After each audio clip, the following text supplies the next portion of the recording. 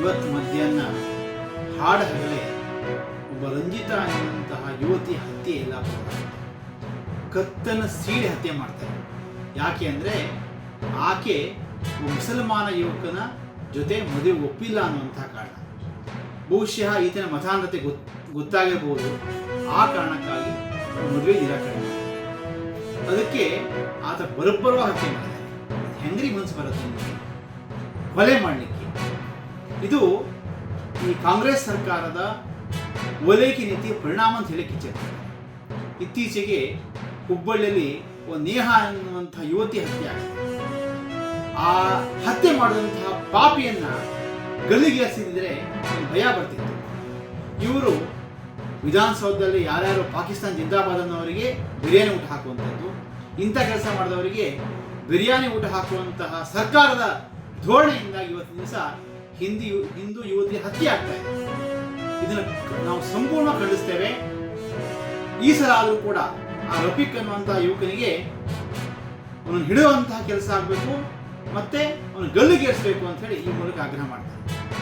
ಸಮಾಧಾನ ಆಗಲ್ಲ. Number 1. Number 2, ನಾಳೆ ಆ ಹುಡುಗಿ ಅಂತ್ಯಕ್ರಿಯೆ ಮಾಡಲಿಕ್ಕೆ ಬಿಡುವಂಗಿಲ್ಲ. ಅಪರಾಧಿನ ಹಿಡಿಬೇಕು, ಸಾಕ್ಷಿ ಸಮೇತ ನಮ್ಮ ಮುಂದೆ ತೋರಿಸ್ಬೇಕು, ಅಂತ್ಯಕ್ರಿಯೆ ನೆರವೇರಬೇಕು. ಅಲ್ಲಿಯವರಿಗೆ ಆ ಅಂತ್ಯಕ್ರಿಯೆ ಮಾಡಲಿಕ್ಕೆ ನಮ್ಮ ಸಮಾಜ ಒಪ್ಪೋದಿಲ್ಲ, ಬಿಡೋದಿಲ್ಲ.